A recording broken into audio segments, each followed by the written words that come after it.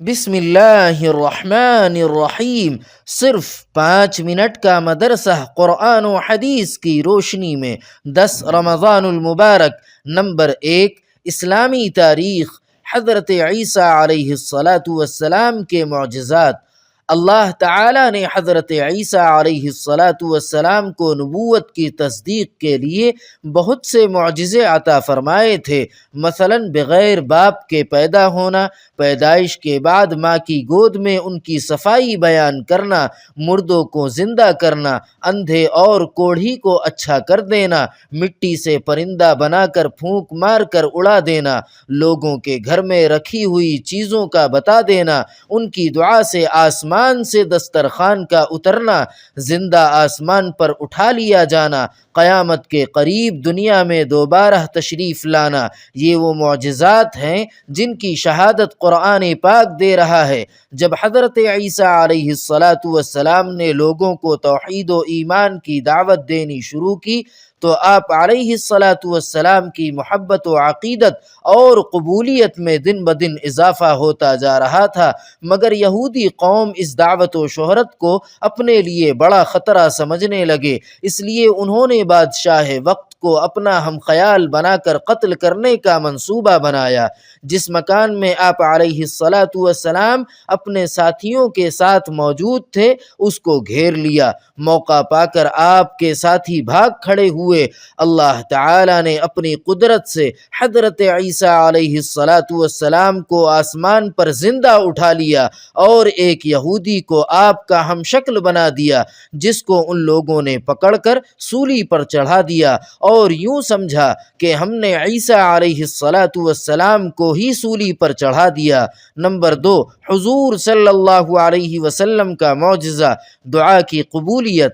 حضرت ابو ہریرہ رضی اللہ تعالی عنہ نے ایک دن رسول اکرم صلی اللہ علیہ وسلم سے عرض کیا، میں آپ سے بہت سی حدیثیں سنتا ہوں لیکن بھول جاتا ہوں، تو رسول اللہ صلی اللہ علیہ وسلم نے فرمایا، اپنی چادر پھیلاؤ۔ میں نے اپنی چادر پھیلائی تو آپ صلی اللہ علیہ وسلم نے ہاتھ سے ایک لپ اس میں ڈالا اور فرمایا، اپنے بدن سے لگا لو۔ میں نے اپنے بدن سے لگایا۔ اس روز سے میں آپ صلی اللہ علیہ وسلم کی کوئی حدیث نہیں بھولا۔ نمبر 3، ایک فرض کے بارے میں، نماز کا درجہ۔ رسول اللہ صلی اللہ علیہ وسلم نے فرمایا، جس کا وضو نہیں اس کی نماز نہیں، اور جو نماز نہ پڑھے اس کا کوئی دین نہیں۔ نماز کا درجہ دین میں ایسا ہے جیسے سر کا درجہ بدن میں ہے، یعنی جس طرح سر کے بغیر انسان زندہ نہیں رہ سکتا، اسی طرح نماز کے بغیر دین زندہ نہیں رہ سکتا۔ نمبر 4، ایک سنت کے بارے میں، شب قدر کی دعا۔ حضرت عائشہ رضی اللہ تعالی عنہا نے عرض کیا، یا رسول اللہ، اگر مجھے معلوم ہو جائے کہ شب قدر کون سی ہے تو اس رات میں کیا دعا کروں؟ رسول اللہ صلی اللہ علیہ وسلم نے فرمایا، یہ دعا کرنا، اللہم انک عفو تحب العفو فاعف عنی۔ ترجمہ، اے اللہ، بے شک تو معاف کرنے والا ہے اور معاف کرنے کو پسند کرتا ہے، لہذا مجھے بھی معاف فرما دے۔ نمبر 5، ایک اہم عمل کی فضیلت، نماز اشراق پڑھنا۔ رسول اکرم صلی اللہ علیہ وسلم نے فرمایا، جو شخص فجر کی نماز باجماعت پڑھے پھر اپنی جگہ پر بیٹھ کر اللہ تعالی کا ذکر کرتا رہے یہاں تک کہ سورج طلوع ہو جائے، پھر 2 رکعت اشراق کی نماز پڑھے تو اس کے لیے ایک مکمل حج و عمرہ کا ثواب ہوگا۔ نمبر 6، ایک گناہ کے بارے میں، کفر و شرک کا نتیجہ جہنم ہے۔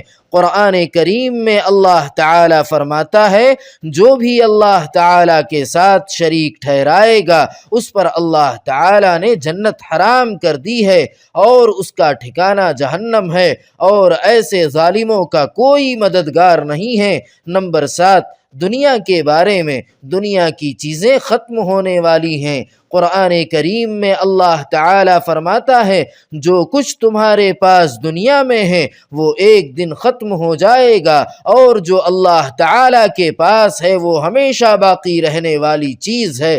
نمبر 8، آخرت کے بارے میں، قیامت کے دن لوگوں کی حالت، رسول اکرم صلی اللہ علیہ وسلم نے فرمایا قیامت کے دن لوگ اعمال کے بقدر پسینے میں ہوں گے، کوئی تو پسینے میں ٹخنوں تک ڈوبا ہوگا اور کسی کے گھٹنوں تک پسینہ ہوگا اور کسی کا یہ حال ہوگا کہ پاؤں سے لے کر منہ تک پسینے میں ہوگا، اس کا پسینہ لگام کی طرح منہ میں گھسا ہوا ہوگا۔ نمبر 9، طب نبوی سے علاج، خربوزے کے فوائد۔ رسول اللہ صلی اللہ علیہ وسلم نے فرمایا کھانے سے پہلے خربوزے کا استعمال پیٹ کو بالکل صاف کر دیتا ہے اور بیماری کو جڑ سے ختم کر دیتا ہے۔ نمبر 10، نبی صلی اللہ علیہ وسلم کی نصیحت۔ رسول اللہ صلی اللہ علیہ وسلم نے فرمایا اے عائشہ نرمی اختیار کرو کیونکہ اللہ تعالی خود مہربان ہے اور نرمی اور مہربانی کرنا اس کو بہت پسند ہے، اور نرمی پر وہ اتنا دیتا ہے جتنا کہ سختی اور اس کے علاوہ پر نہیں دیتا۔ سبحان ربک رب العزت عما یصفون وسلام علی المرسلین والحمد للہ رب العالمین۔